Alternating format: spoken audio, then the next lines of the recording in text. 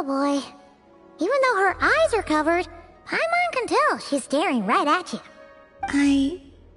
I'd like to try a different drink from the tavern.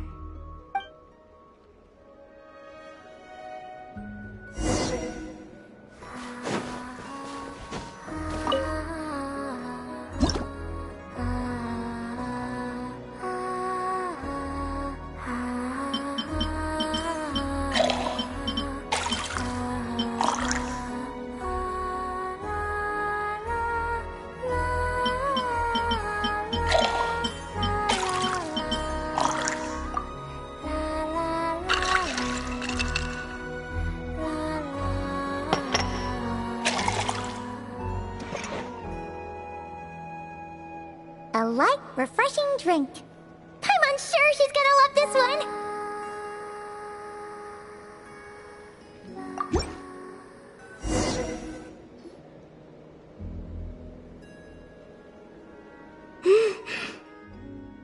This one is delicious. It's my favorite so far. Wow! Finally, a drink that Columbina likes. Paimon's over the moon. Sorry? Let's summarize. No noticeable bitterness, never add fruit juice straight, and milk's okay, but it's better without.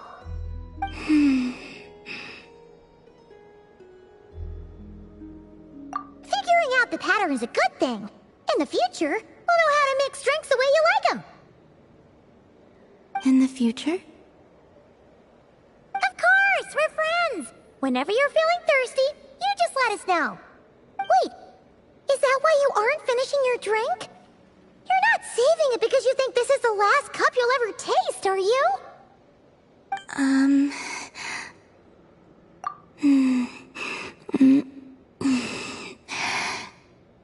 Thanks for the treat. Thanks for the treat.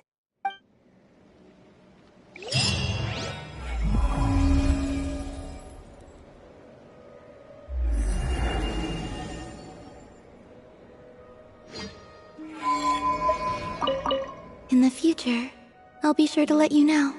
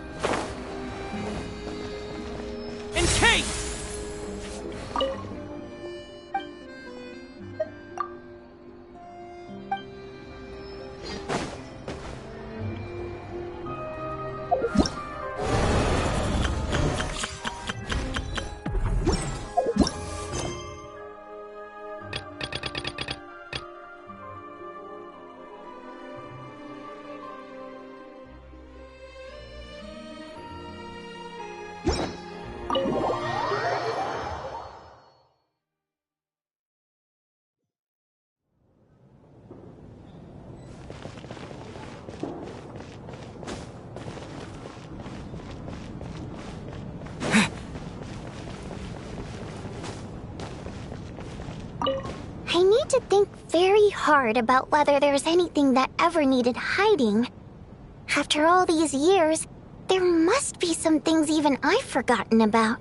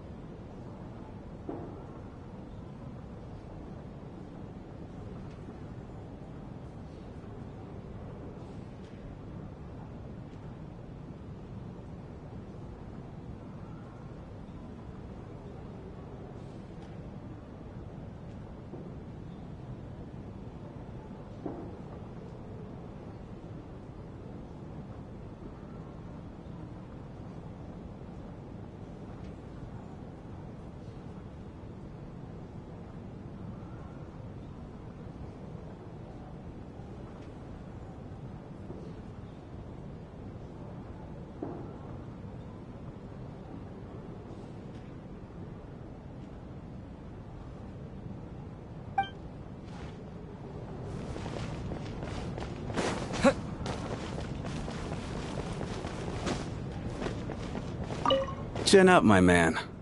That soldier guy just gave you a bit of a fright, that's all. Think about your wife and kids back home. That'll get you your mojo back. Me, for example? Whenever I get hungry, tired, sleepy, or thirsty, I just think about that water imp friend of mine. And everything's suddenly alright again. So daydreaming about women somehow removes your need for food and water, does it? Don't be absurd.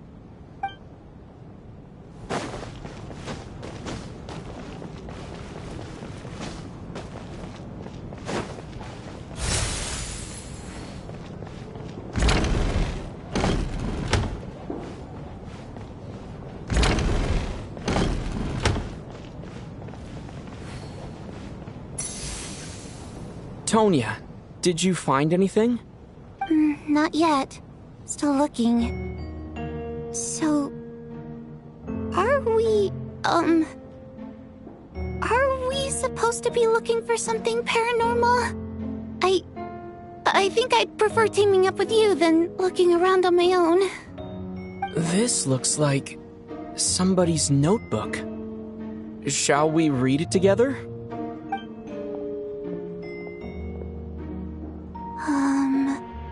Well, it doesn't look scary or anything, so I guess it should be fine. All right, let's read it together.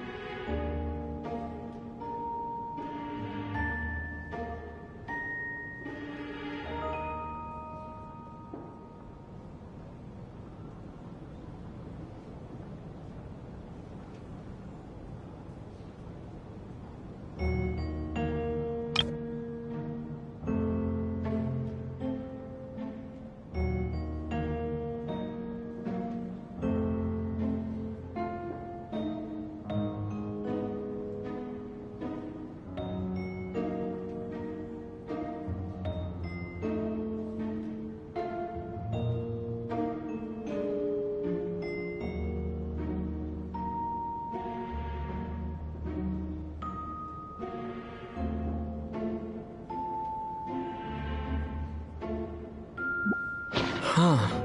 This has to be Vodyanitsa's writing, surely.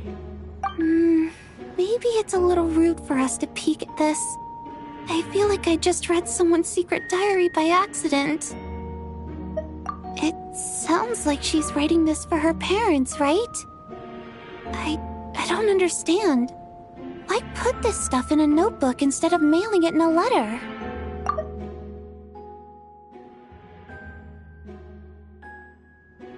Because her water imp parents belonged to the aristocracy, who were driven out of Snezhnaya by the Tsaritsa long ago. And now they live somewhere new, where the postman can't get to.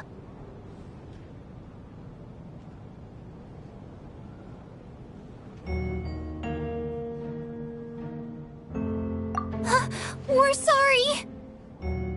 It's fine. My fault for not storing it properly. I can't leave things lying around and expect them to get ignored when everyone's scouring the place for clues. Alright, give me my notebook back. I'll take over the investigation in this room.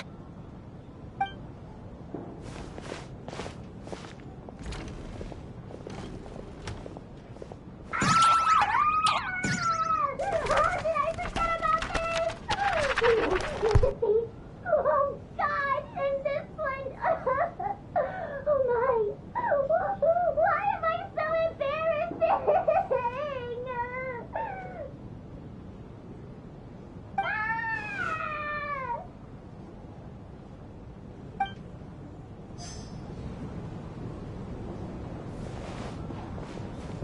Cryostorm!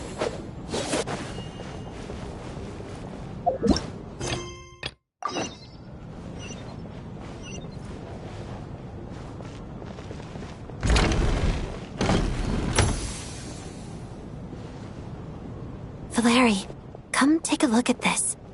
You too, Traveler. Some sort of notebook. What is it for? It's the on-duty logbook for the theater. Kulish was the main person to use it. He mostly used it to record any unusual incidents during a show, audience numbers, exit times, and so on.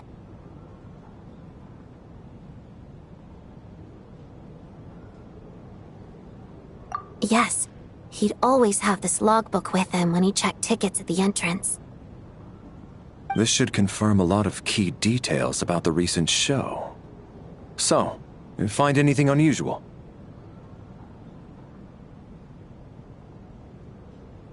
Yes. The number of people. I've checked and double-checked, but the numbers just don't match what's recorded in the logbook. Apparently, we have an extra person among us. Are we certain that logbook is accurate? Could someone have sneaked in without buying a ticket or something?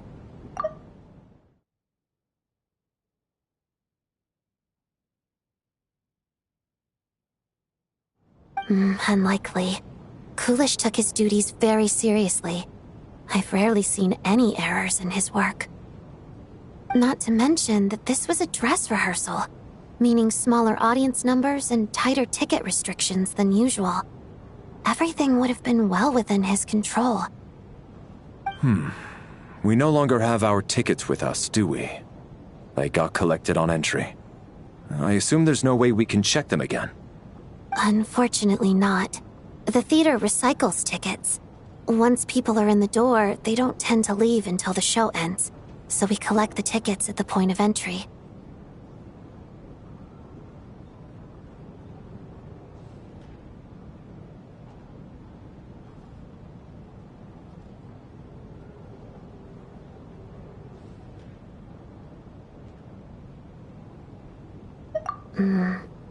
Still, I'm inclined to believe that this discrepancy in the head count is significant somehow. Did an extra person just materialize out of thin air?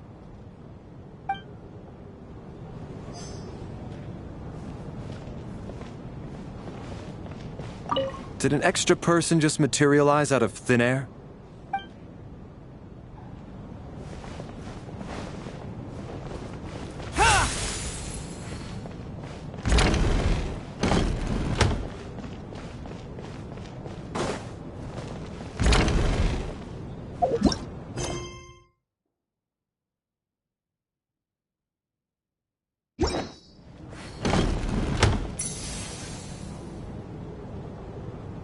Ah, Traveler. Since you're here, come take a look at this. Alosha found it. We're both curious to hear your perspective. It appears to be an investigation report. And the focus of the investigation was the rumors of haunting we heard about earlier.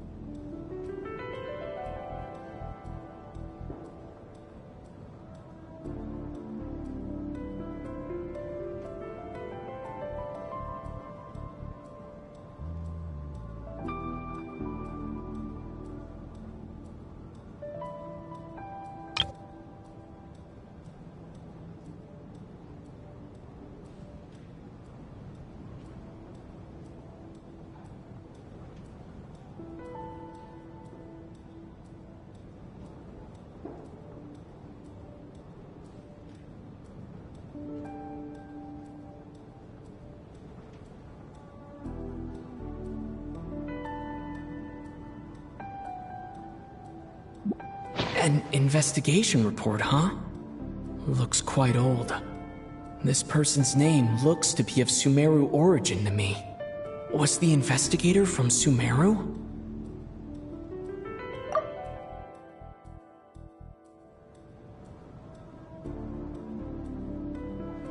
The theater manager must have hired an investigator once specifically to look into this issue. But it doesn't look like anyone ever looked at the report. Presumably, the manager wanted to know if the supposed haunting was dangerous while also being fearful of word getting out in case it affected the theater's business.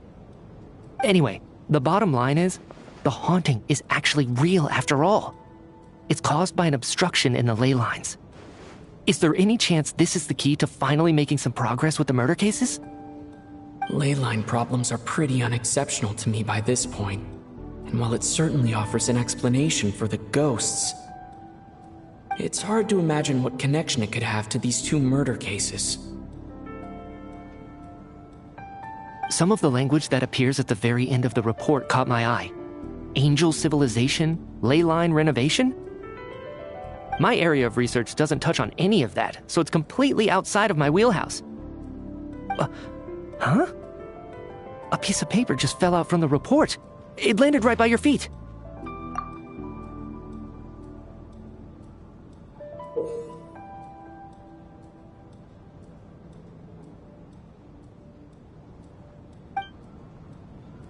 How unnerving. It was tucked inside the report, so it must be a note left by the author.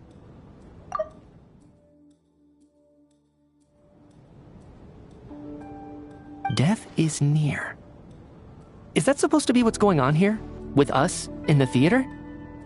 But if so, how did the author foresee it? Could he predict the future somehow?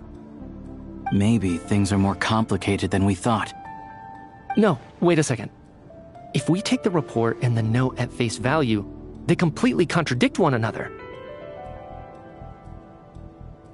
The report definitively concludes that the hauntings in the theater are harmless and cannot affect the real world. But the note seems to be warning of potential danger.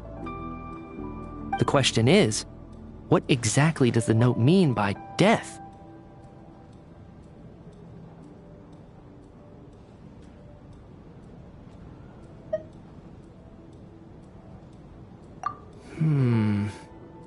The various ways we could interpret this keyword lead in completely different directions. Let's pause our analysis here for now. I think we need more information.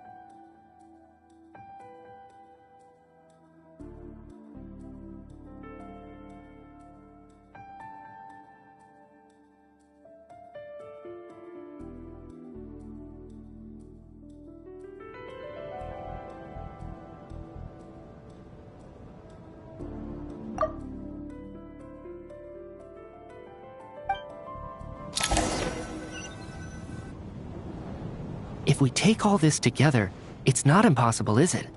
If anything, it's the natural conclusion.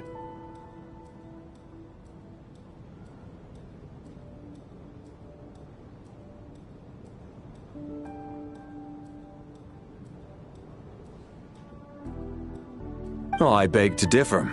This sounds to me like a product of a researcher's vivid imagination. And perhaps it's because I'm still viewing this through the lens of a typical murder investigation. But still, I'm struggling to be persuaded by your theory.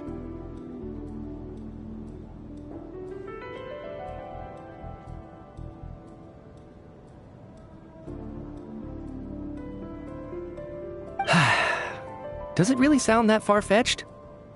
Alright, well, let's treat that as speculation for now. I do agree with what you've said, so let's go with your idea for now. Good. Okay, now that we finally have some meaningful leads, I think it's time to reconvene. Let's get the others.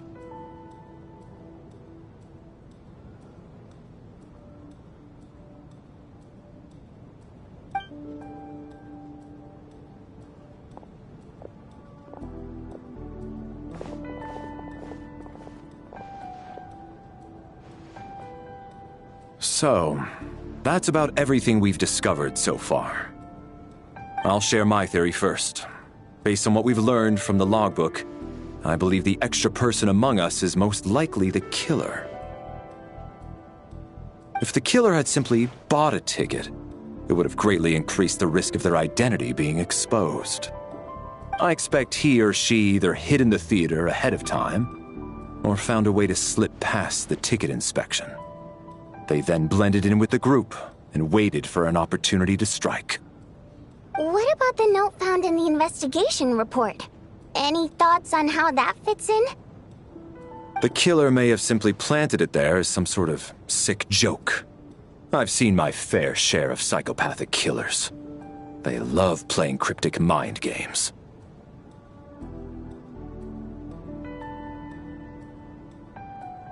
So, it has nothing to do with the haunting of the theater after all.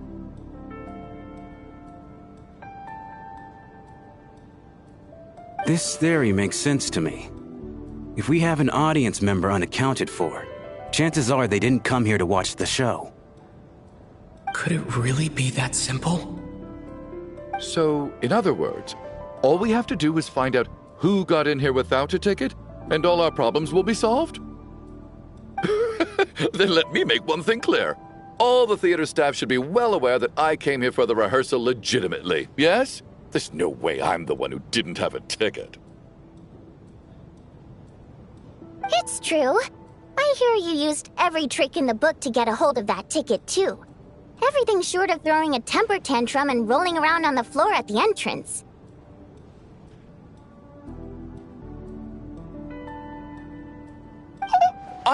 I most certainly did not degrade myself in such a way. Probably a stupid question, but I might as well ask. Did anyone here get in without having their ticket checked? Guess it was naive of me to expect them to just admit to it. Especially after the unprompted Lelik reveal. Once was already a miracle. Twice would be unfathomable.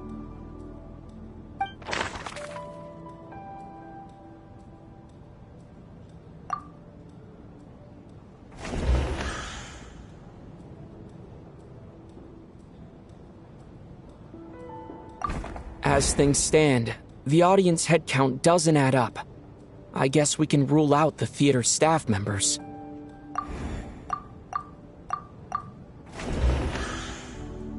I got my ticket from Child. It was all above board and my ticket was checked at the entrance, so there's no way it's me.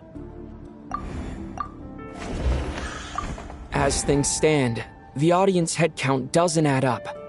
I guess we can rule out the theater staff members. Valeri came to the theater to catch Mitya. Those two should be able to vouch for one another, and their motives are clear. As things stand, Valeri came to the theater to catch Mitya. Those two should be able to vouch for one another, and their motives are clear.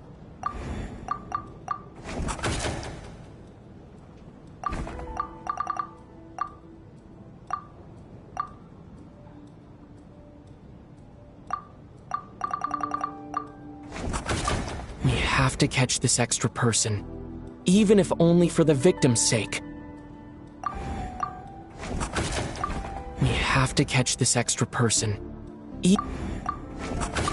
We have to catch this. We have to catch this extra person, even if only for the victim's sake. Tonya received her ticket the same way I did. I assume Child got both of them together. In any case, I knew in advance that Tonya was coming. Sounds like Chuganov went to a lot of trouble to get his ticket, because everyone at the theater knows about it.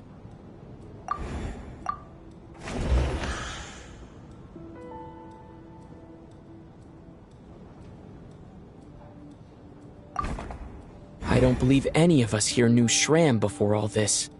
If no one can verify Shram's identity... Mr. Shram, did you really go through the ticket inspection to get in here? Huh? Me? Why am I being singled out, my friend? Do I seem that suspicious? It's not that you stand out as suspicious, more that everyone else has been ruled out as trustworthy. Okay. Well, we spent the best part of 2 days together now, so I'm sure you can all tell what kind of person I am. I'm a true gentleman. I never dream of doing something like sneaking to the theater without a ticket. Yeah, I have no doubt that you're a good person. But the problem is, none of us here actually know you, so no one can say for sure that you are who you claim to be.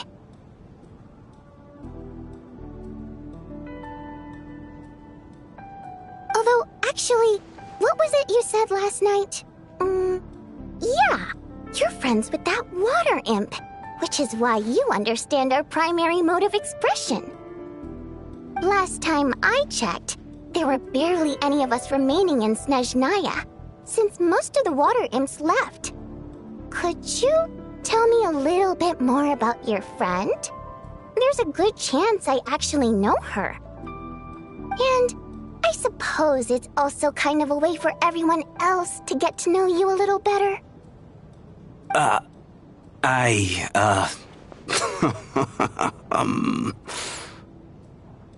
Good grief. Are you blushing? Pull yourself together, man. Stop giggling like a teenage boy. It's revolting. Hey, revolting is a little strong. All right, fine. I'll admit it. That water imp friend of mine, the truth is, we're dating. I was just a bodyguard hired by our family. But the stars must have aligned, because sparks began to fly between me and their daughter. Never in my wildest dreams did I think I'd get so lucky. We don't need details. Just get to the point. Okay. I'm just a little hesitant to reveal her name, that's all. You know how it is. These are delicate times. Even with me to protect her. If word gets out that she's dating a human, both the Fae and human factions will give her a hard time. Really? Wait, no. That can't be. Huh? Shram, what the devil are you talking about? Why is everyone looking at me like that? Surely you can understand where I'm coming from. Delicate times? Factions?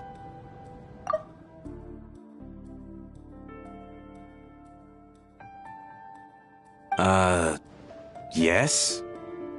You know, the Civil War? Last time I checked, the Fae and the humans were still at each other's throats.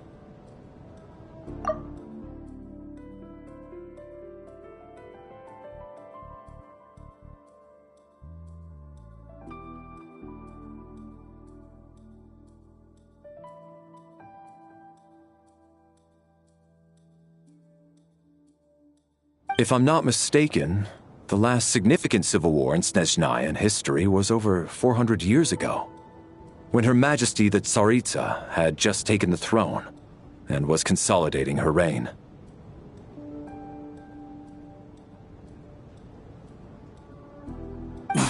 What do you mean, 400 years ago? What's going on here? Is Shram from the past? All right, Mr. Mitya, you win this round. As far-fetched as it is, it appears that your theory may be correct. I'm just as amazed as you are. I didn't even believe it myself, to be honest. Is someone going to explain what's going on here? From the look on your face, you figured it out too, haven't you, Traveler?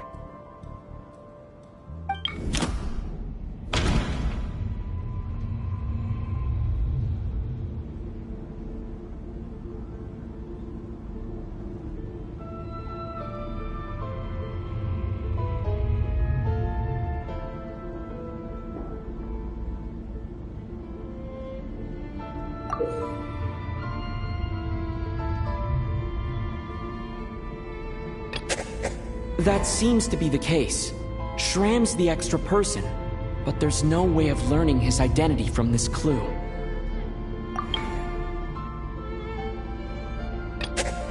Vodyanitsa's private letter touches upon the history of the Water Imp aristocracy's exile, but reveals nothing about Shram's identity. The theater's ley lines have been modified to block souls within its grounds from returning to them. Some souls can even wander this place forever. Mr. Shram's statement proves he is from hundreds of years ago. And according to the investigation report on the theater hauntings, Mr. Shram is very likely a lost soul wandering the theater.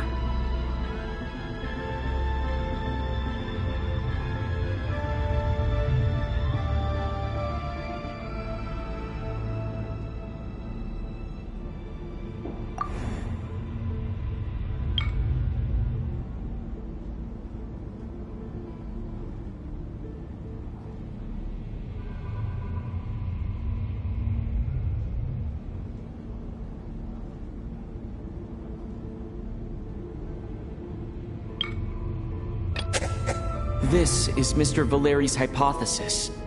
If there is no supernatural element to this incident, it's very likely to be true. I don't think I'm that redundant.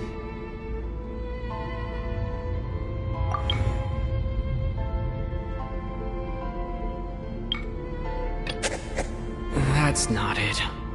If that's the case, we're back to square one.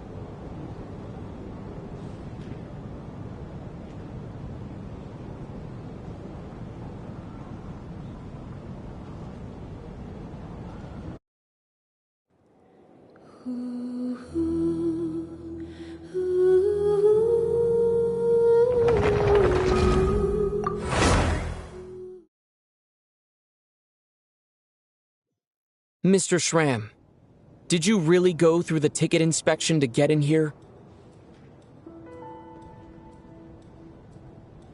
Huh? Me? Why am I being singled out, my friend? Do I seem that suspicious? It's not that you stand out as suspicious, more that everyone else has been ruled out as trustworthy.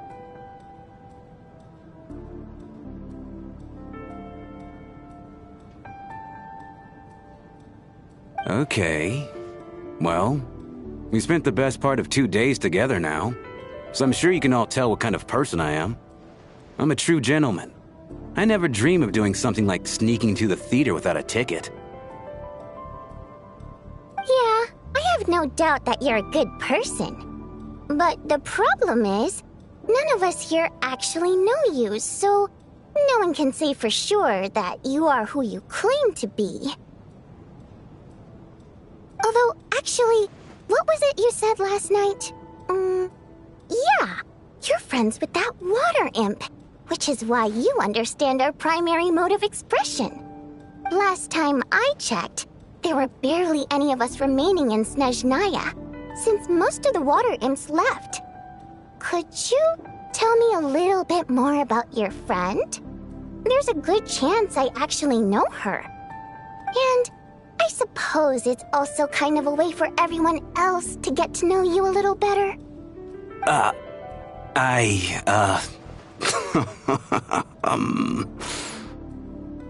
Good grief. Are you blushing? Pull yourself together, man. Stop giggling like a teenage boy. It's revolting. Hey, revolting is a little strong. All right, fine. I'll admit it. That water imp friend of mine, the truth is, we're dating. I was just the bodyguard hired by our family. But the stars must have aligned, because sparks began to fly between me and their daughter.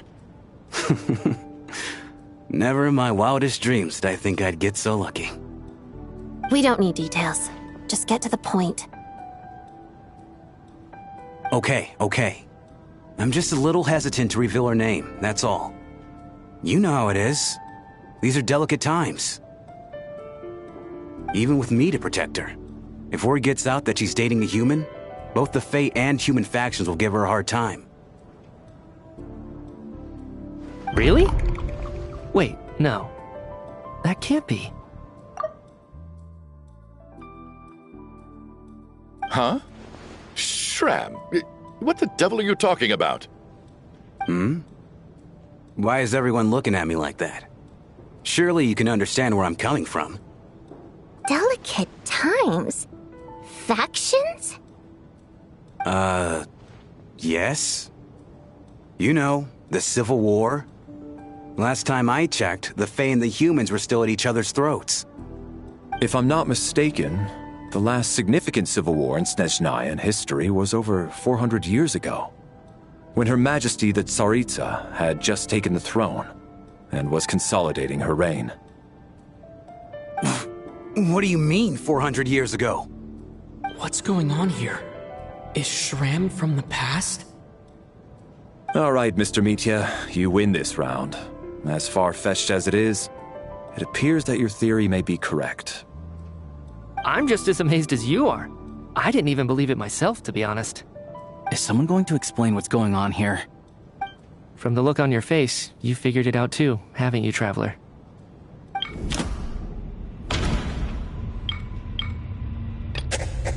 No.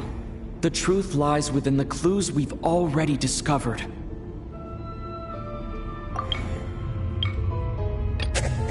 Vodianitsa's private letter touches upon the history of the Water Imp aristocracy's exile, but reveals nothing about Schramm's identity. That seems to be the case. Schramm's the extra person, but there's no way of learning his identity from this clue.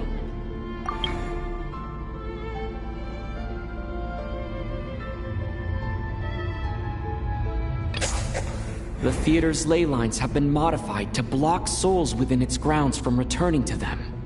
Some souls can even wander this place forever. Mr. Schramm's statement proves he is from hundreds of years ago. And according to the investigation report on the theater hauntings, Mr. Schramm is very likely a lost soul wandering the theater.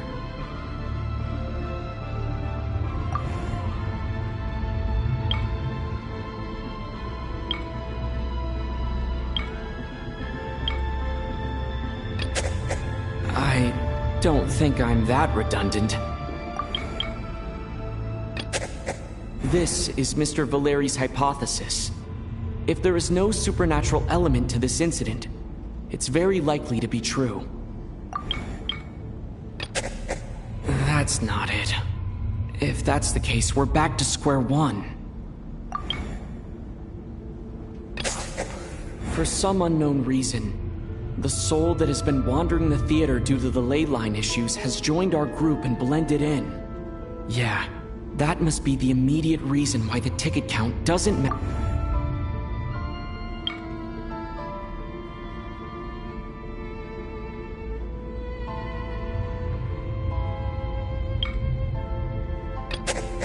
All of last night, Lelik, that is, Odette, was under surveillance, which rules her out.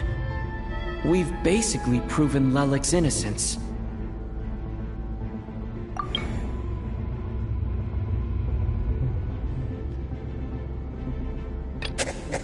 The death of those victims is an irrefutable fact. It is the outcome of whatever's going on here. What we need to do now is find the truth within this information. Since we discovered that Mr. Schramm is from the past, it seems we need to broaden our assessment of this incident beyond the bounds of common sense.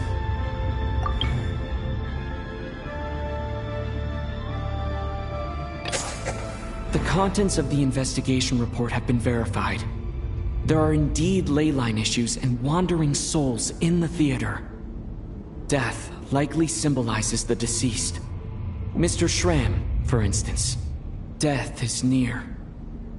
That must mean that there's a dead person in our midst. That's the truth, isn't it?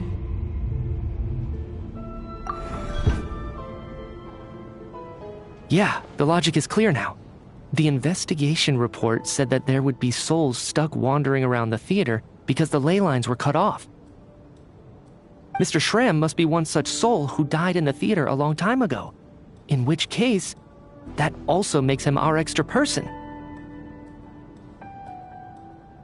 So when the note said death is near, it must have been referring to death as in the deceased, people who died a long time ago.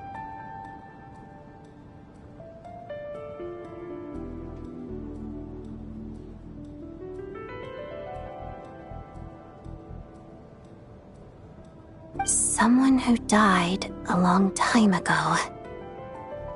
In short, there's a dead person among us. The extra person we've been searching for is a ghost from the past. You mean I'm a ghost? No. Don't make jokes like that, my man. There must be some mistake. But even if I was dead, I know for a fact I didn't kill anyone these past 2 nights. Yeah, even if all that's true, the report also said the souls inside the theater can't affect reality, right? They're harmless. Then what if the problem isn't the souls at all, but the ley lines themselves?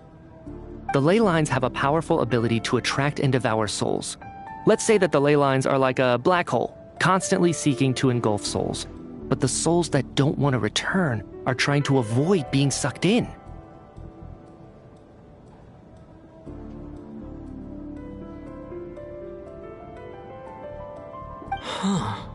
Why does this analogy sound so familiar?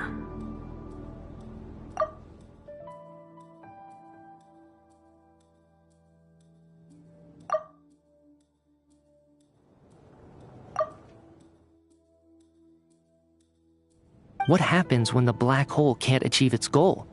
I'm only speculating here, but what if it ended up swallowing innocent souls by mistake, or intentionally taking other souls to compensate? That could explain why we weren't able to determine a cause of death.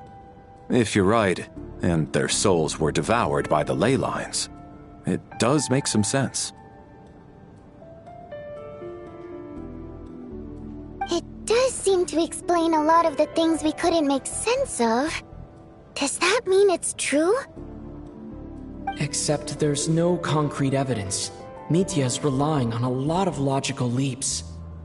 Still, it seems like the best explanation we have under the circumstances. Alright, so how could Shram not know that he's dead? Seems a little unlikely that he hasn't noticed anything unusual even after several days interacting with us. On the contrary, it's perfectly normal for a soul to wander the theater for centuries without questioning their existence or reason for being there. It's simply what's natural for them.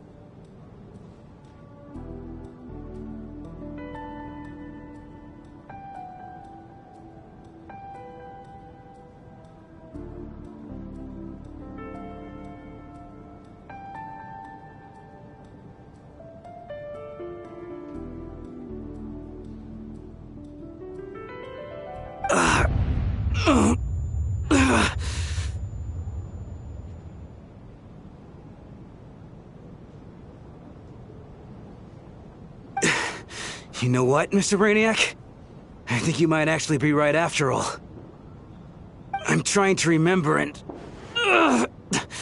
even though my head feels like it's going to explode, I think... it's all coming back to me.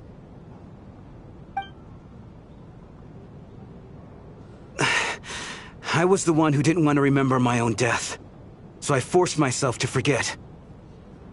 Well, I'm sure those are painful memories.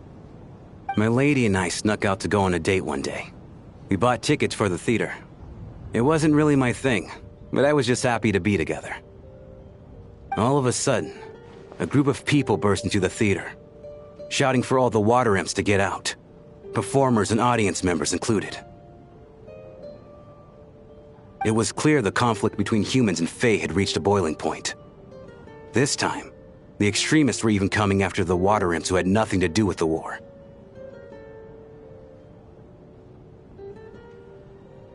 I thought I could pull one over on them, so I took off my jacket, draped it over my lady, and tried to sneak out amid the chaos. But I got caught. They started shouting, calling me a traitor to humanity. But I was going to do whatever it took to buy our chance to escape, no matter how many people stood in my way. I had to, both as their bodyguard and out of love.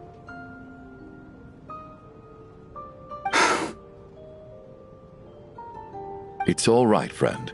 You can stop there if you want. You don't need to dig all that up again. It's just... even now, I'm still struggling to accept the truth. How could I be dead? I'm sorry, everyone. If I'd known I was a dead man walking, I wouldn't have dragged you down with me. If I'm the cause of all this death, then punish me however you see fit. But, Mr. Shroom... No. I refuse to be a burden. I know what I have to do. You said I've been wandering the theater for centuries, right? I guess it's high time I got a breath of fresh air. Out there, I mean. I'll leave this place and take all this death with me. Go out on my own terms. Mr. Shram, I'm sure we can figure out a different course of action. My good sir, we both know I'm not supposed to be here. I should have accepted my death long ago. One way or another, this has to end. Unless you're saying this goes against another one of your military principles somehow.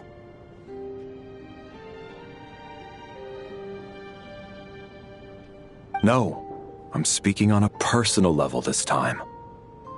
Let it go, man. Oh, wait. One last thing. Miss Water Imp. My lover. Her name was Litia. Litia Ozarova. Do you know what happened to her? Ozarova. Oh, Auntie Ozarova. That's what we all called her. I remember her as a very kind elder.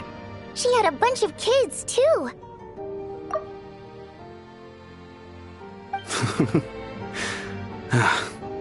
I'm so glad she survived. And she had lots of kids? Good. That's... good. I could hardly expect her to stay single just because of what happened to me, right? As long as she went on to be happy, that's all that matters. Besides, I'm dead. My soul's been wandering around here for so long because I was worried about her. But now, I can go without regret. There's no need to see me off, my friends. I've enjoyed our time together over these past few days.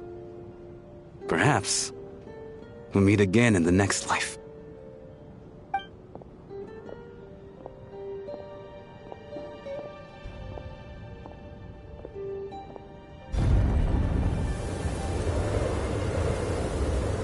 Take care, my man. I knew Mr. Shram was already dead, but I still feel so sad. Death is cruel, no matter how we might try to make sense of it.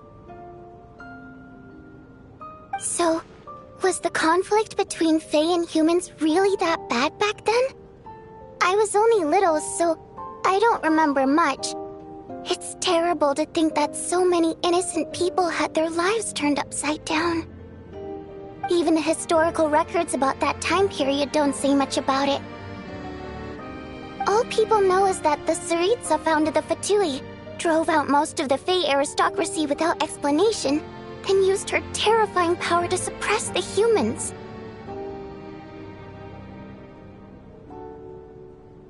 It seems to me like the Tsaritsa chose to make herself the enemy.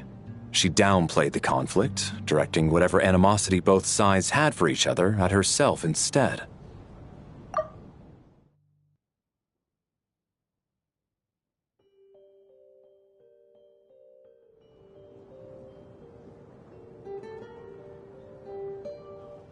That's also why, despite how brutal the conflict was at the time, there hasn't been much lingering tension between humans and Fae since.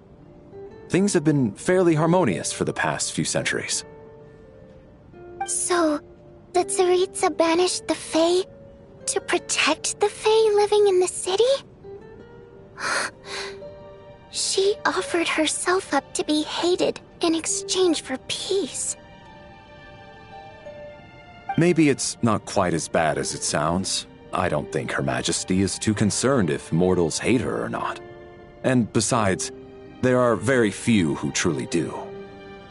All this time, I had no idea.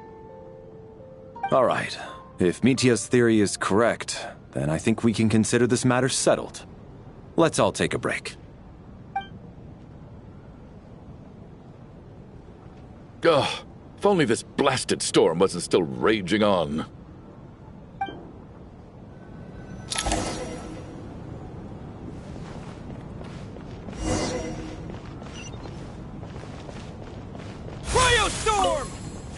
Even though Shram was already deceased, his decision to walk into the snowstorm was still a sacrifice, and a very brave one. This is one of the few times I don't feel at all happy to have my theory proven true.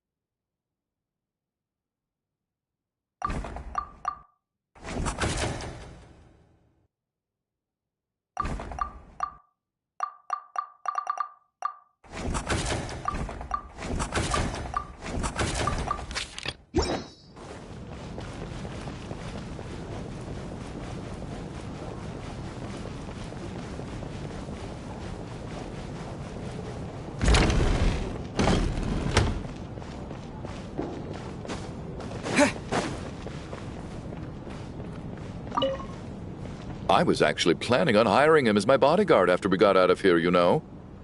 Oh, poor guy.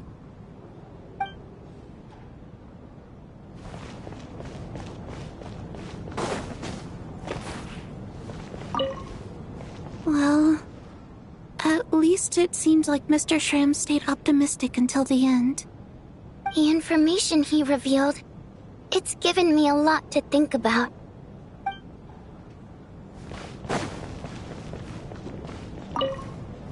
At least the lingering regret that kept him here has been put to rest.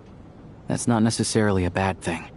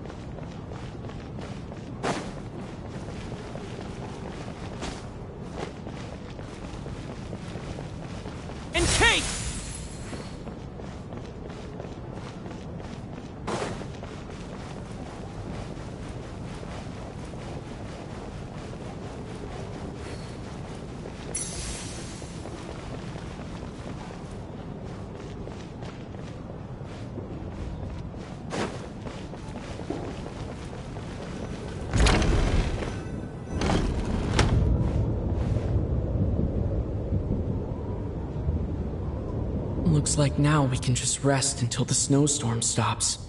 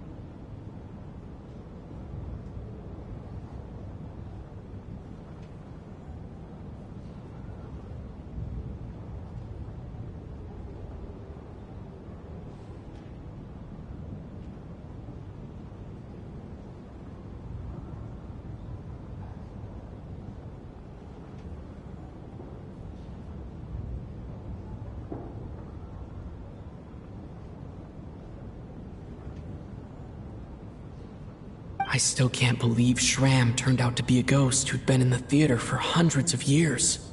To think he was dead this whole time. What a strange turn of events.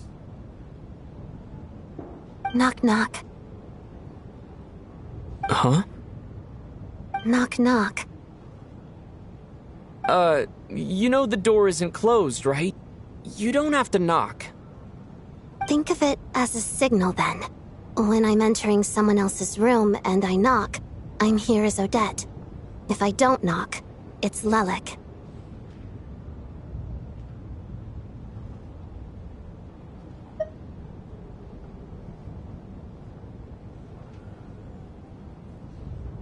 Thanks. So, why did you come to find me? Is there something I can help with? Vodyanitsa said you knew about my secret identity from the start. But when everyone was discussing who Lelik could be, you were worried that revealing what you knew would be unfair to me, so you kept it to yourself, right?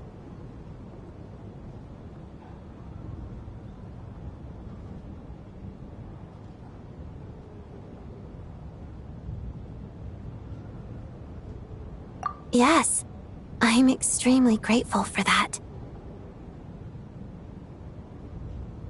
It's nothing. I mean, you didn't hold what happened with Signora against me, so I should thank you for that as well. Actually, there's something else as well. I found myself in a situation similar to the one you were in when you helped conceal my identity. So I thought I'd come and ask you for advice. It's about Mitya. Before all of this, the last time I saw him, he was dead. As I'm sure you know, my goal as Lelik was to stop Project Stuzha.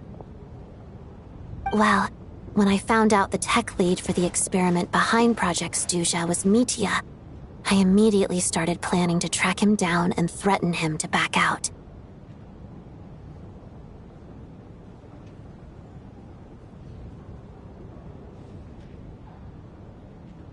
I often saw him around the theater, but I soon concluded that making my move there would risk exposing my identity. So I decided to infiltrate the Armory Palace and go directly to his lab. That way, the threat would be much more effective. Well, I suppose there was a bit of luck involved, but I am a Fatus, so I already had some familiarity with the building's layout. But when I finally made it to his lab, Mitya seemed to be dead. I checked his breathing and his pulse. He had no vital signs whatsoever. I'm certain of that. I thought maybe another anti-Project Stuzha activist had beaten me to it, and chosen a much more brutal method, so I made myself scarce. That's why you were so on guard around Mitya that first night here. Yes. When I saw him sitting in the audience during the performance, I could barely contain the shock. To me, it was a miracle. Somehow, he'd come back from the dead. But then, the murder started happening and things got so complicated that it wasn't really at the front of my mind. That is, until Mitya himself said there must be a dead person among us. Then I couldn't ignore it any longer.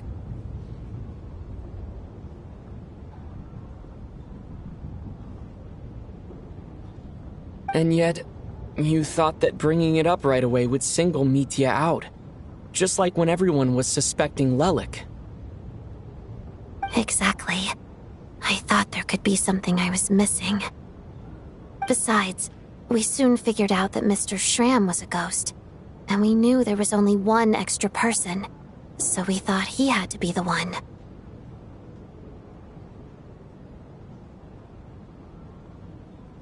But now, it seems like there's another candidate. I understand why you kept it to yourself. There was so much information being thrown around during that discussion. Bringing up Mitya would have just introduced more confusion. So, what do you think we should do? Let me confirm one thing first. When was it that you found Mitya dead? Around a week ago, sometime in the afternoon. A week ago? That's earlier than I thought. I saw him just a few days ago at a restaurant. That definitely would have been after you found him dead. He seemed completely normal to me, chatting with Vodyanitsa, trying to avoid Valeri.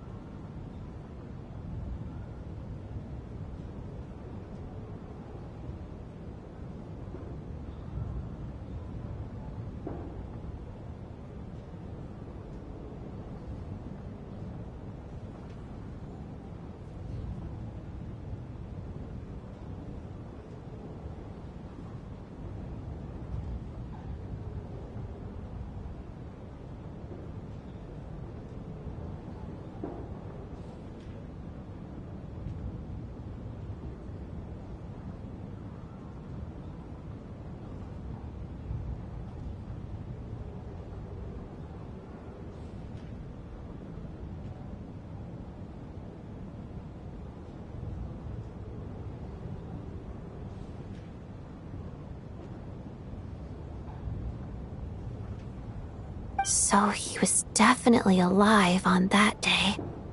Huh. Well, all I can say is I know what I saw. Here's a thought. The reason we even suspected a dead person could be among us was because of the problem with the theater's ley lines.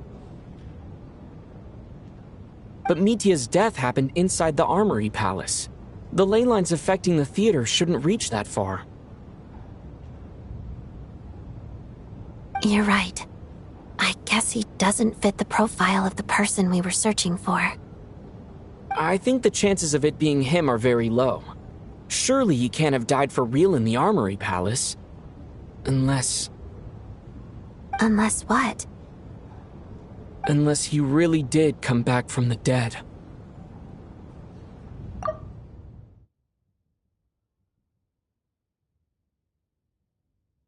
You're right. Do you think we need to disclose this to the others? Huh, what's this? A private meet and greet?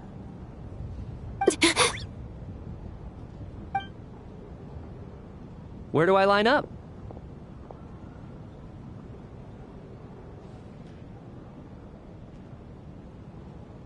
That's not what's going on here. Well, I was just making the rounds. Thought I'd try to lighten the mood a bit. Vodyanitsa's handing out food if you're hungry.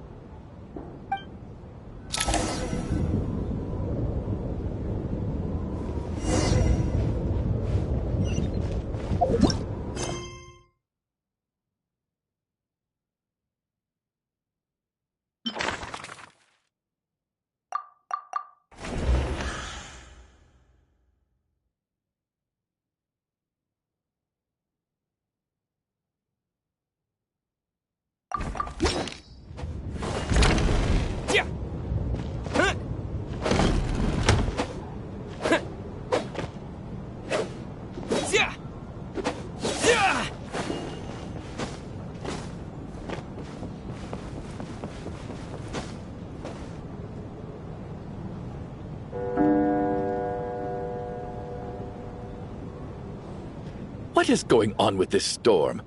Could it be connected to that monster that just arrived in Snezhnaya? I almost hope it is. Her Majesty the Tsaritsa left to vanquish that beast herself. We just need to wait for her triumphant return. Do you think people still feel the cold after they die?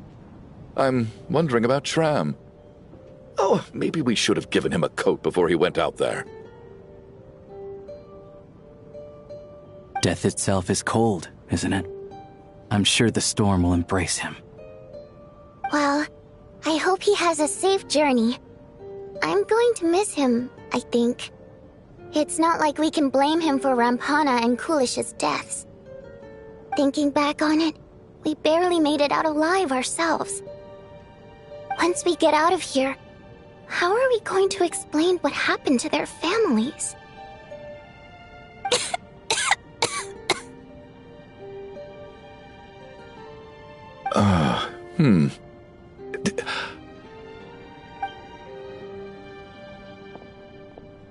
Are you okay? Here, take this. I've never used it.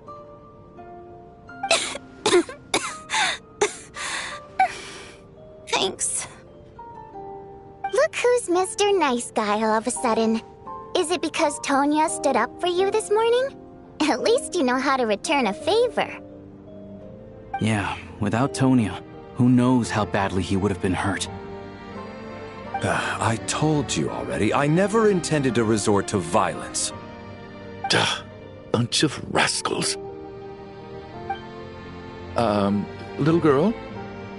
I was rather surprised when you spoke up for me this morning. I didn't think I had many admirers here, so, thank you. Oh, no need to thank me. I said some bad stuff about you too. I've been, too embarrassed to admit it, but, you remind me a lot of my daughter. So kind to everyone, but never lets her old man off the hook. Unless my wife and I are having a fight, then she's always on my side. Especially when she was little. Every time I took her out...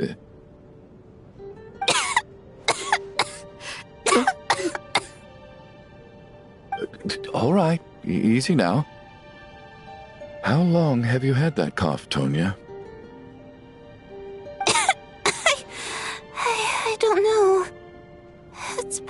been a while. I'm fine. Are you taking anything for it? Yeah. I'll be fine once I see my brother. He's gonna pick some frost fairy flower leaves and brew a tonic for me. I'll feel much better once I drink that.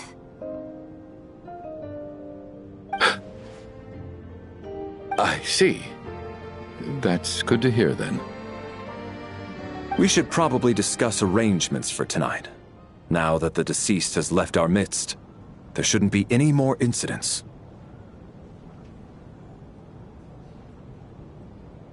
However, out of an abundance of caution, I'll keep watch.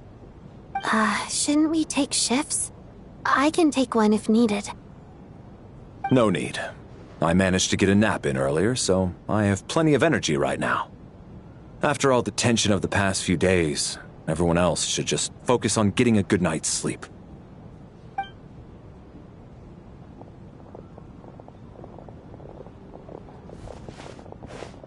What a long day. This whole situation turned out to be way more complicated than I expected.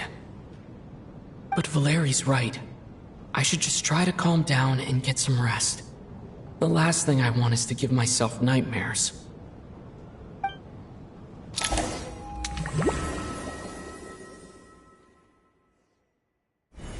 He's awake! He's awake! Get over here, you big lug, and take a look!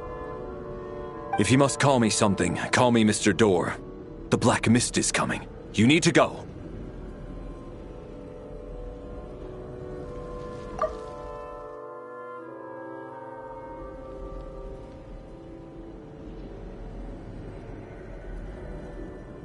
Are you all right? Can you walk? We just got attacked by monsters on our way up. That Mr. Door fellow protected us. He just seemed to come out of nowhere. Not much of a talker, but when it comes to taking down monsters, that man doesn't hold back. Curses!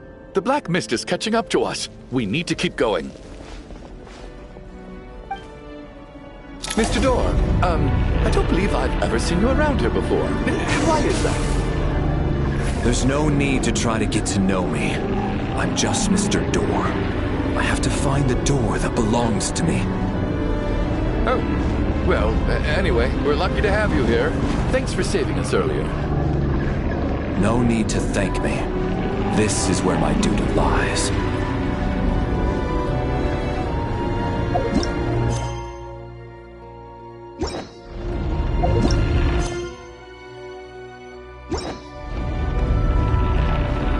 Mr. Door, monsters! Look at your trouble! Get rid of them! I can just push these ones off.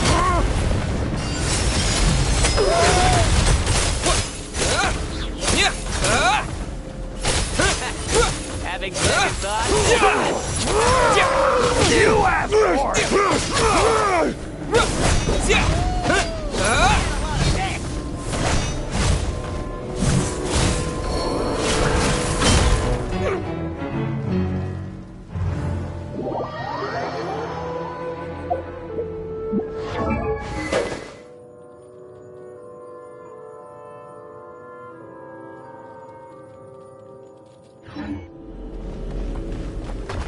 looking for trouble? Ready to taste my fist? Firestorm!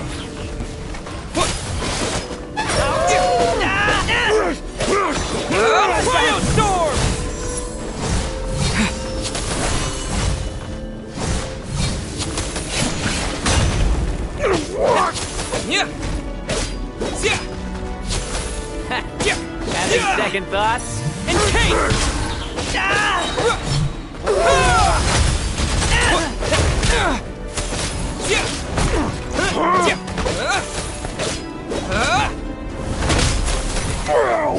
Blade! What the hell?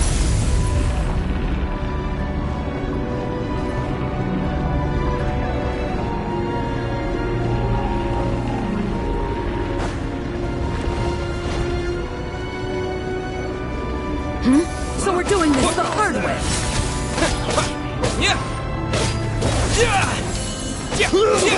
Curse you!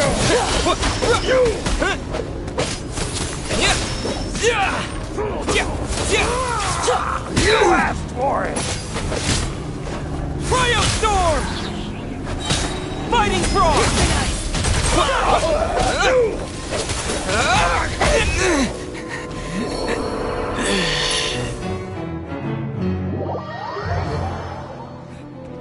So we're doing this the hard way.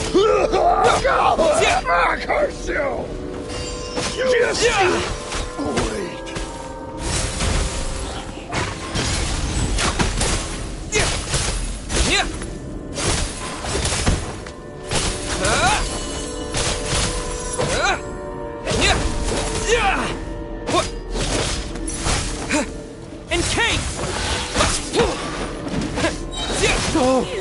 Remarkable work, Mr. Door. If I had your muscles, I'd do the same.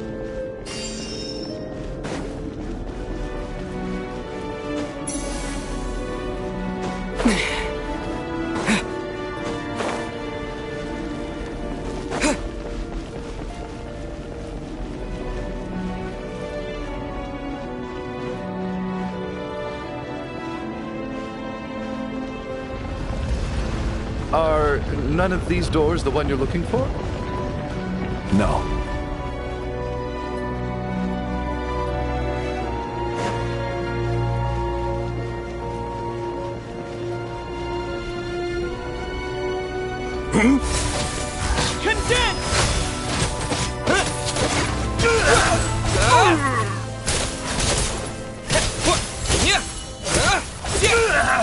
Come no closer. Frost? Sure!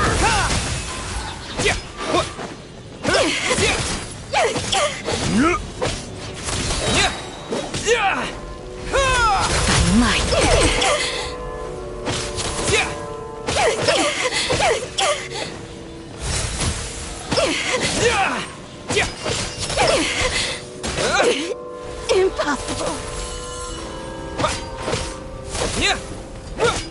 How about...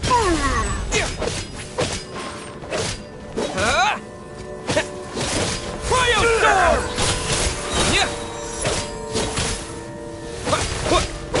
How about...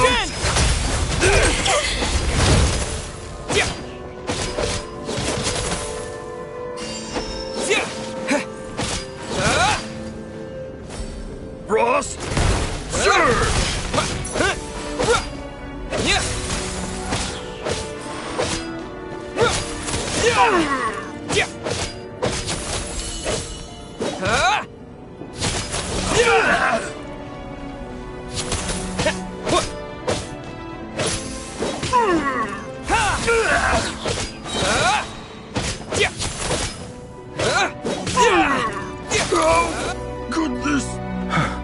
I'm so exhausted, and the black mist is still rising. Oh. Wait, look! There's more monsters down there. Are they coming from within the black mist? No, no! They're gaining on us! Quick, keep going, or they'll be at our heels any second!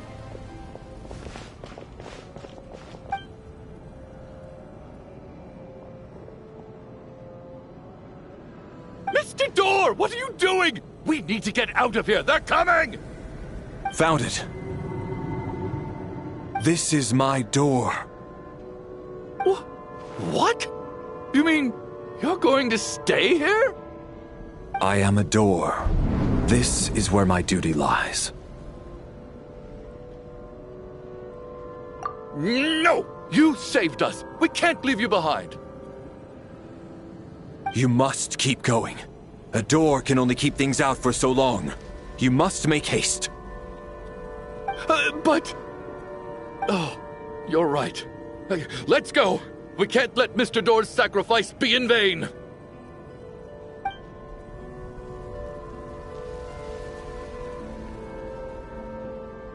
The black mist isn't moving anymore. Looks like both the monsters and Mr. Door are gone. I didn't just imagine all that, did I? Surely I wasn't so scared out of my mind that I hallucinated a door as a human being? Oh, okay, good. There's no way we both hallucinated the same thing. Getting sleepy? Well, looks like we're safe for now. Go ahead. Let's get some rest.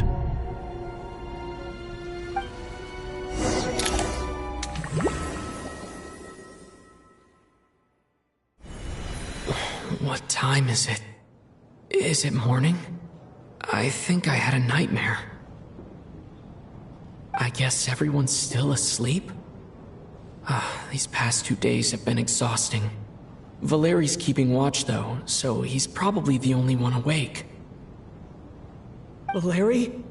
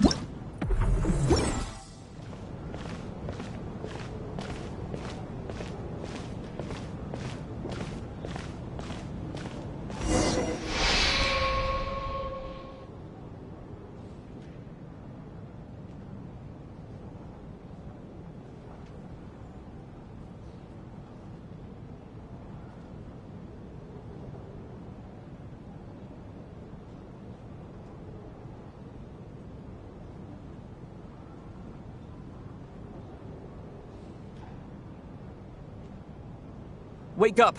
Everyone needs to wake up!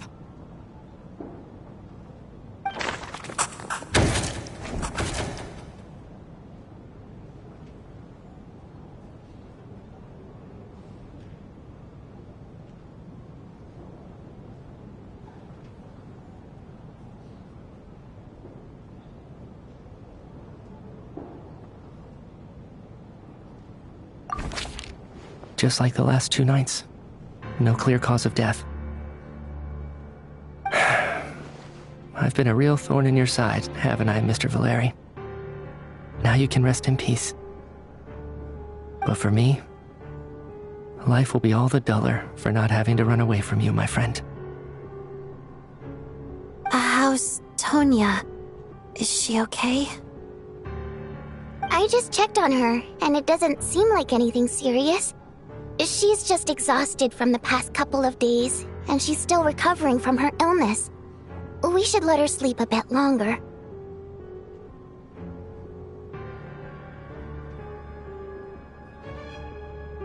That means Valeri was the only one who died last night.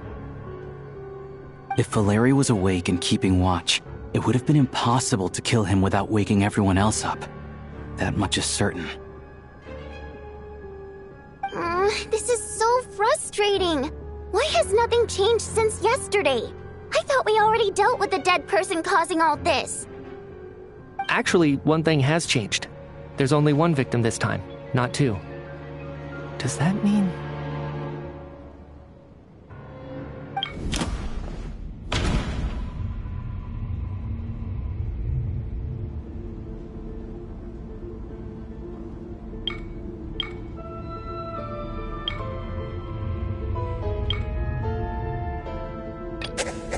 No similar cases have ever been confirmed, so this theory doesn't seem to hold up.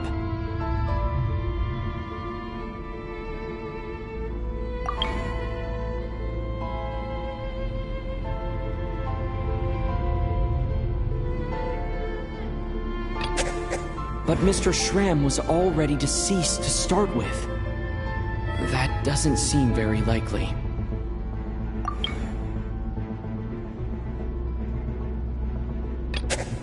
Can a death at night even be defended against?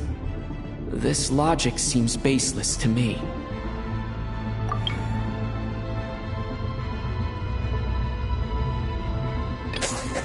After the deceased Schramm left, there was one less victim last night. That more or less tracks. It's a reasonable conclusion, considering the only variable that changed. The number of people who die each night is equivalent to the number of dead among us. That's your theory, right? Exactly. We identified Mr. Schramm, and the night after he left, the death toll dropped from 2 to 1. By that logic, there must be one more dead person left among us. Another one? But there was only one person unaccounted for in the ticket checks, right? The head count should match up now.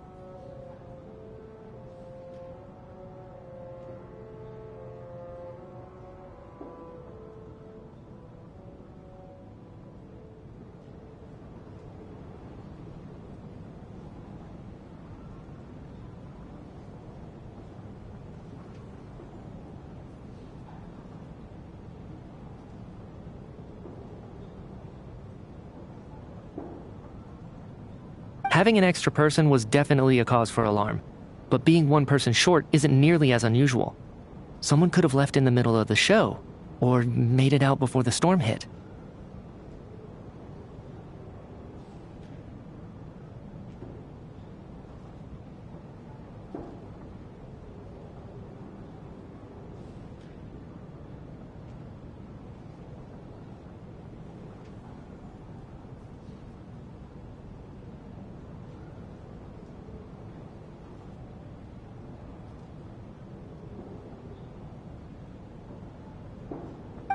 One more dead person among us.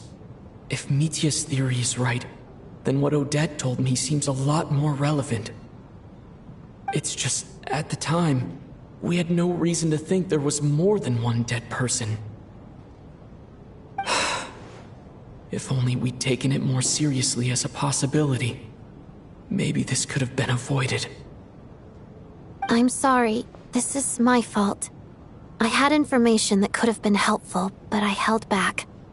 I should have brought it up right away. I'm partly to blame as well. I was too quick to dismiss Odette's concerns. What is this about? What have you two been getting up to behind my back? Sounds like there's some big news you've been keeping from the rest of us. Well, we're all ears.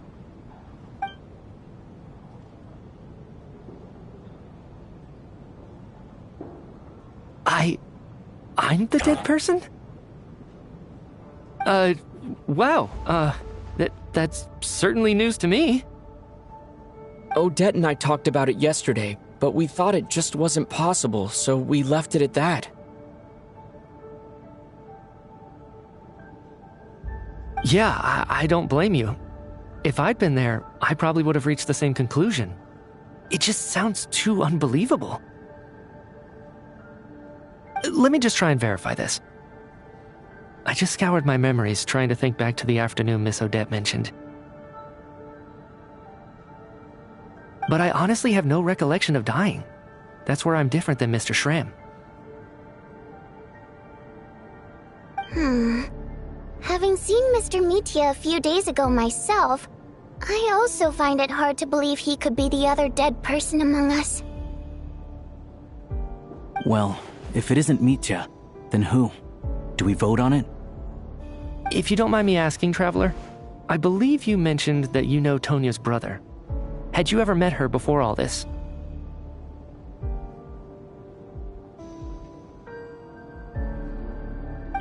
No, never. Wait, are you saying... Now, just 1 minute. I know where this is going. You can't just randomly point a finger at anyone you want. You're in the hot seat, and all of a sudden you want to divert our suspicions onto somebody else? Trying to pick a fight, Mr. Chuganov?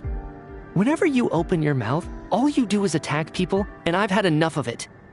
If you don't want to engage in a civil discussion, you can shut up.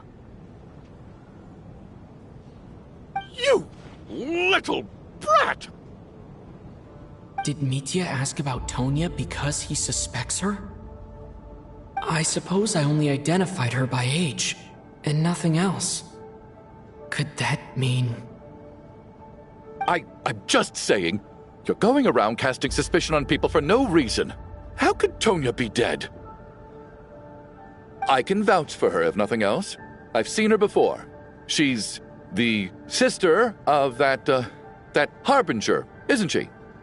The one called Child. Oh, really? You're telling the truth? Since being here, I don't think I ever mentioned she was Child's sister specifically. Does Chuganov actually know her? If Chuganov can vouch for her, then it can't be Tonya either. In which case, it seems unlikely that there's another dead person among us at all. Miss Odette, could you go over that afternoon with me one more time, when you found me dead? No problem.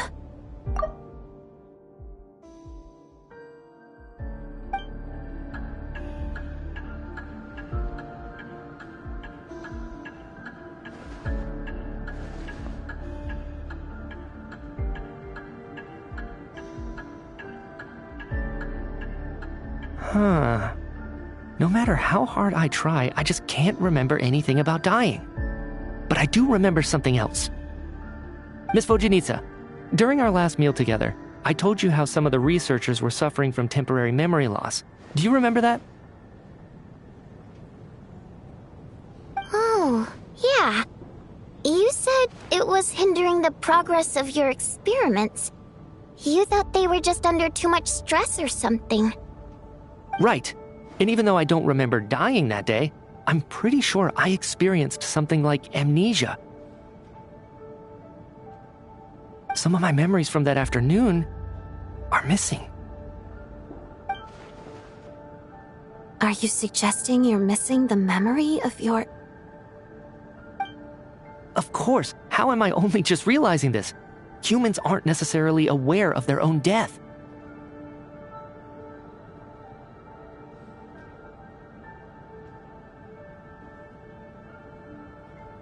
You mean being silently assassinated, or dying in your sleep? Situations like that?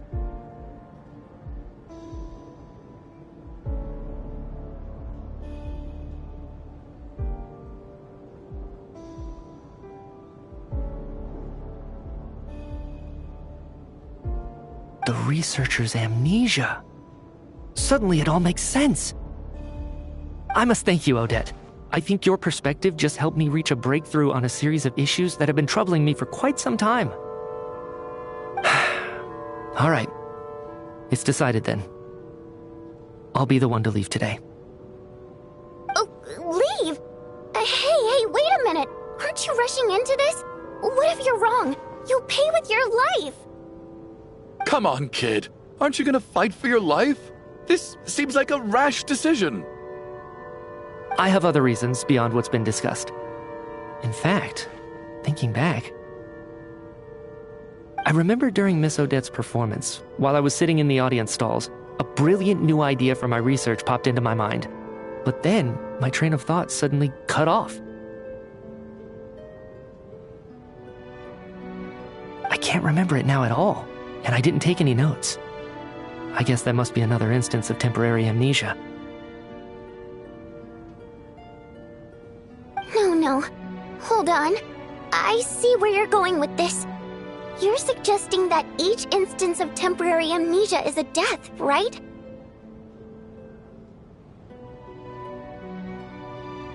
There's a glaringly obvious flaw in that idea, no? How can one person die so many times? I believe Miss Odette's account. During the period where my memory is blank, I must have been either dead or in a similar state.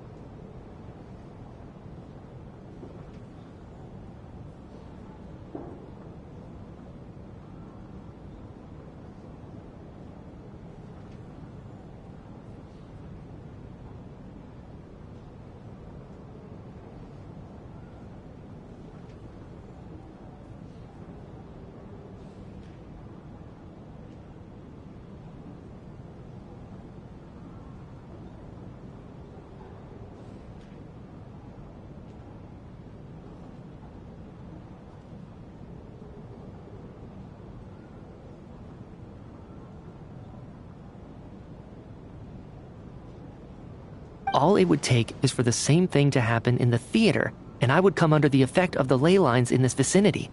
This increases the likelihood of me being the deceased, does it not?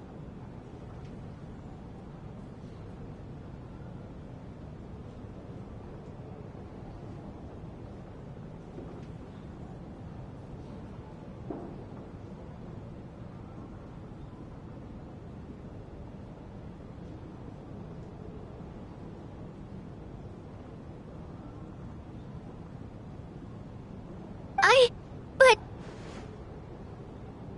There's no evidence to suggest that anyone other than me is a candidate for the deceased. So allow me, as a scientist, to treat this as an experiment.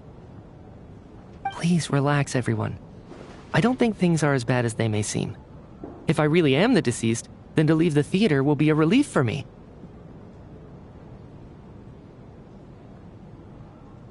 If, on the other hand, I'm still alive right now, well, apparently you've all witnessed my resurrection recently anyway. Who's to say I won't return from the dead again this time? Mitya's right. This is the only thing we can try right now.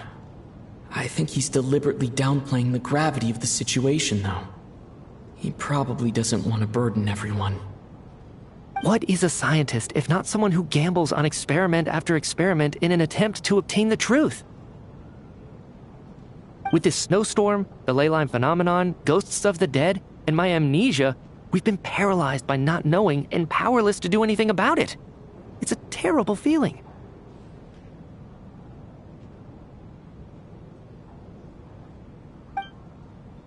But if I do get resurrected, you can be sure that I'll come back with the truth of all this. Just you wait.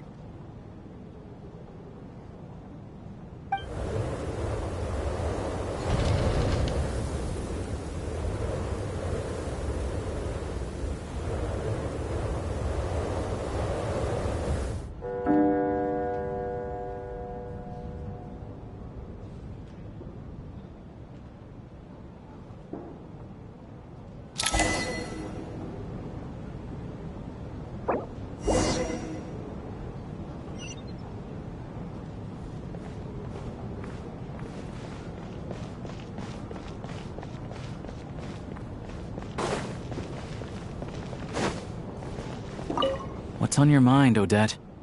You haven't said a word. I was thinking about Mitya. If he'd been unwilling to sacrifice himself by walking out into the snowstorm, that would have made more sense to me. After all, it seems like the dead don't perceive things any differently from the living. Mitya doesn't even remember dying. So, to hear the news that you're apparently dead, and simply choose to walk out that door without a second thought, I can't imagine all the things that must have been going through his head. But when Mitya left, his expression revealed absolutely nothing. Perhaps he is even better at disguising himself than I am.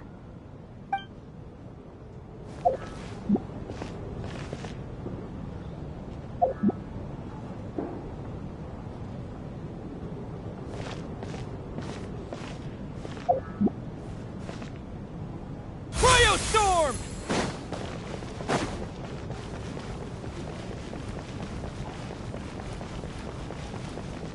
Oh, that Valeri guy was packing even more muscle than I thought. I can't believe how heavy he was. Hauling him over there nearly killed me. Ah, curse this confounded snowstorm. Go bother some other poor souls instead. What do you want? I'm not in the mood to talk right now.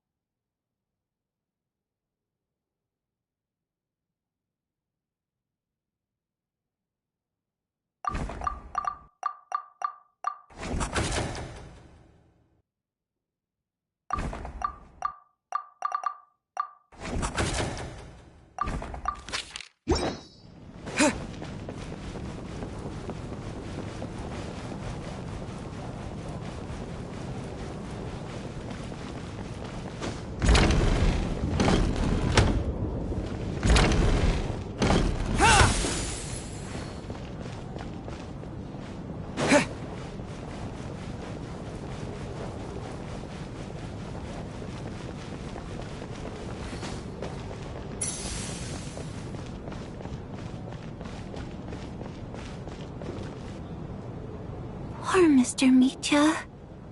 I didn't even get to see him one last time.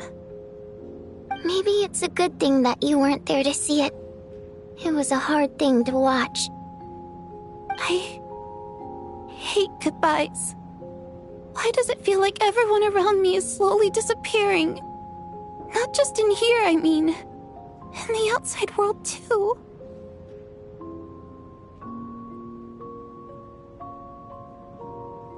Maybe it's the realization that, at the end of life, everyone has to face it alone.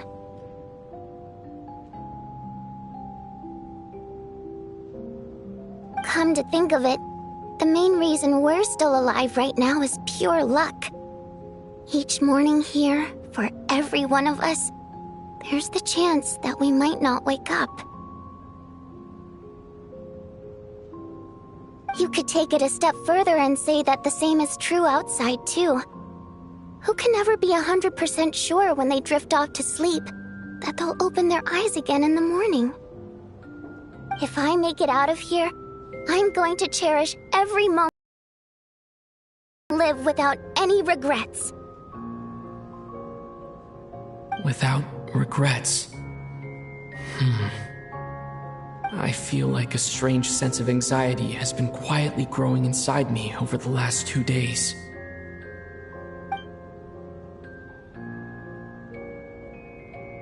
Are you okay? You look really glum. If something's bugging you, let's talk about it. There's only a few of us left here now. After everything we've been through, what's the point in keeping things bottled up? I have a travel companion named Paimon. Alosha and Odette have met her before. She's been feeling unwell recently. You're worried about her, aren't you? That makes sense. We've been trapped in here for days. To be honest, I used to feel like I was just a spectator in this world, watching everything that happens from the sidelines. Maybe it's because I'm a descender.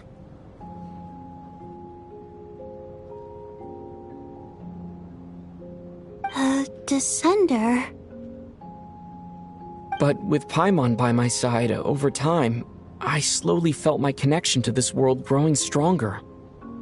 She loves eating, sleeping, and having fun, but she's also a great guide. It's her authenticity that makes this whole world feel more real for me. Over the last few days that we've been apart, I've often caught myself wondering, what would Paimon say if she were here right now?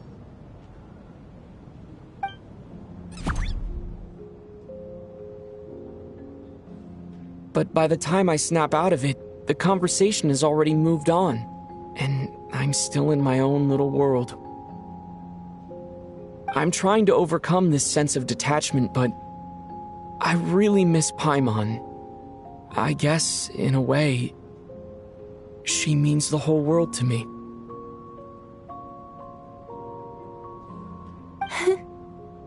I bet she misses you when you're not there as well.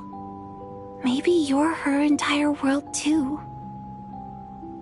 I don't know if this will make you feel any better, but back when the water imps left Snezhnaya in droves, I also felt like the whole world was suddenly empty.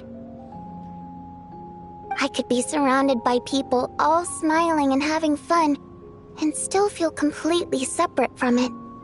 So, I totally understand how you feel. Later on, I started to think, maybe accepting the fact that our loved ones won't always be with us is something that takes a lifetime. All we can do is cherish their companionship from moment to moment.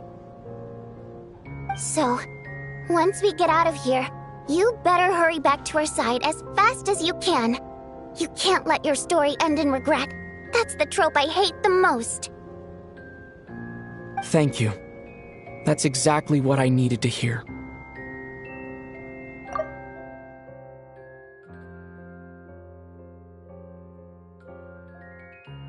But Vodyanitsa, if you hate goodbyes too, why didn't you leave with your people? That's just the choice I made. I used to regret it, but I don't anymore. Like I said before, singing is a water imp's primary mode of expression. It's how we convey our emotions. Our songs have echoed through this theater for hundreds of years, each one a story pieced together through moments of joy and sorrow.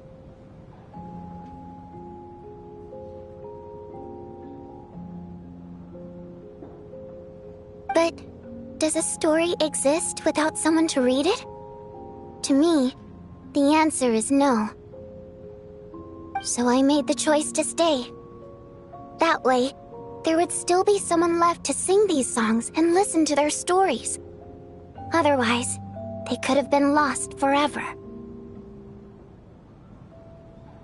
Could you teach me how to understand your people's songs sometime? I want to be able to truly hear them, like Mr. Shram. A fan after my own heart. Thank you, Tonya. How about I sing something for you, and you tell me what you hear? Okay. I'll do my best.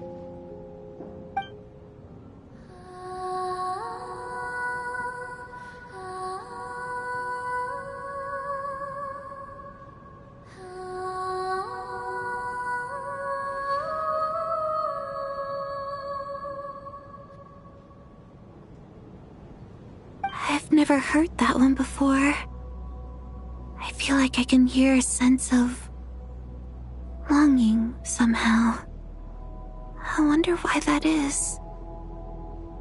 Color me impressed, Tonya. You're a keen listener.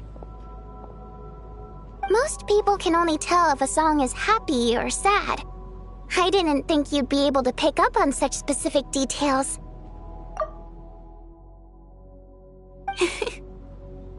So, what's the song about then? Come on, tell me! I've actually never performed this song in the theater before, because it has more of a ceremonial purpose for our people. It's not meant for the stage.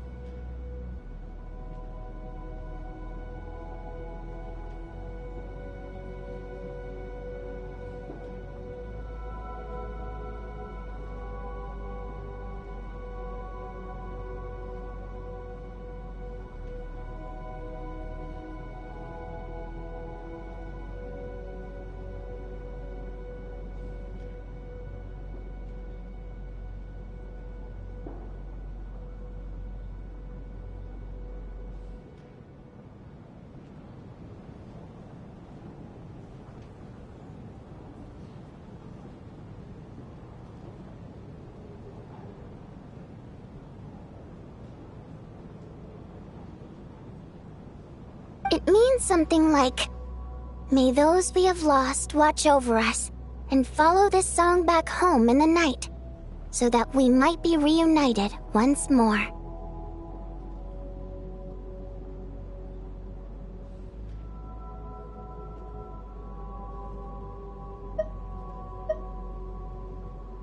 No wonder I could hear that sense of longing. You sing it for loved ones who have passed away. I hope it reaches them. It's getting late, Tonya, and you're not well. We should all turn in early. I suppose there's no reason to keep watch tonight.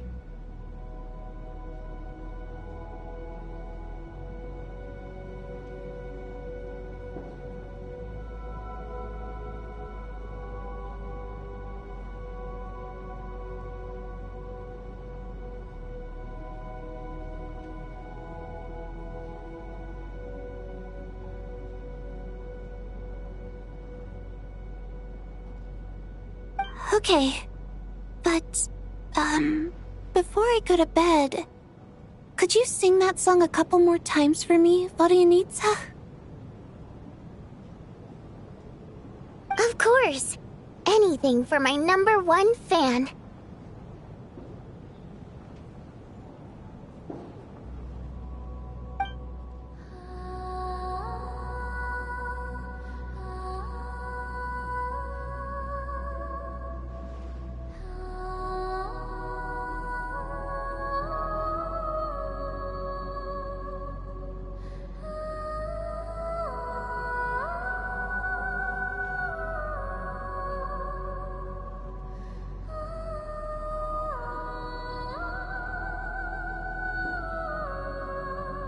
Once I get out of here, I definitely don't plan on ever coming back.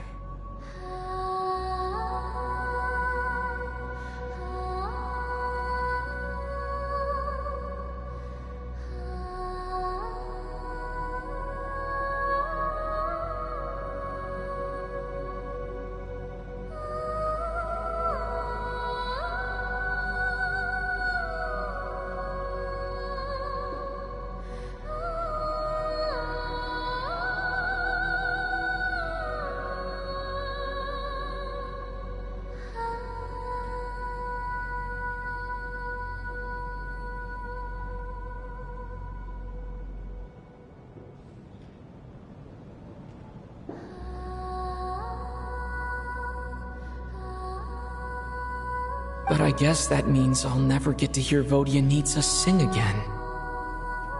That's a sad thought.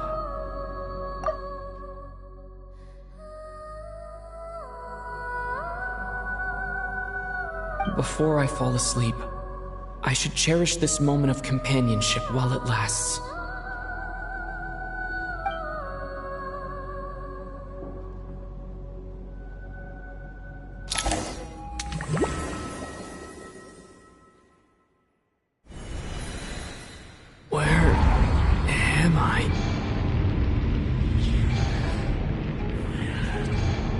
It's so dark in here, and I feel kind of dizzy. Am I alone?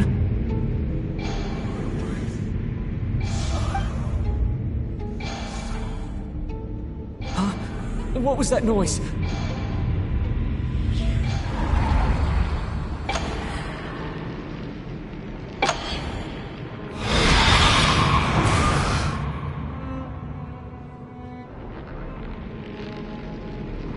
Return, O spirits. Fulfill your oath of protection.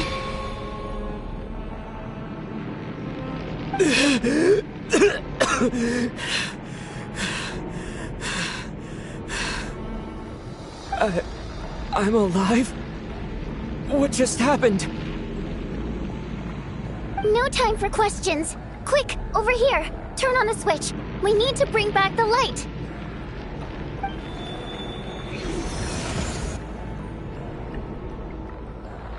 All right, we're safe. The spirit just now is called Night Prayer. The light subdues her, but she'll attack without a second thought in the dark.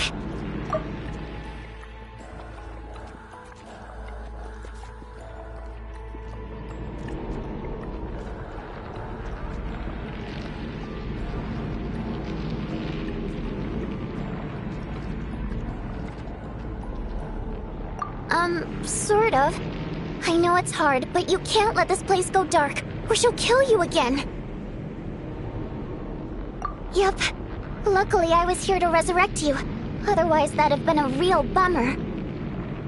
A bit more than a bummer, I'd say. Wait, so you have the ability to resurrect people? Sure I do. I'm your guardian spirit after all. I specialize in soul recall. Oh, it's nice to meet you, by the way. Thanks. It's nice to meet you too.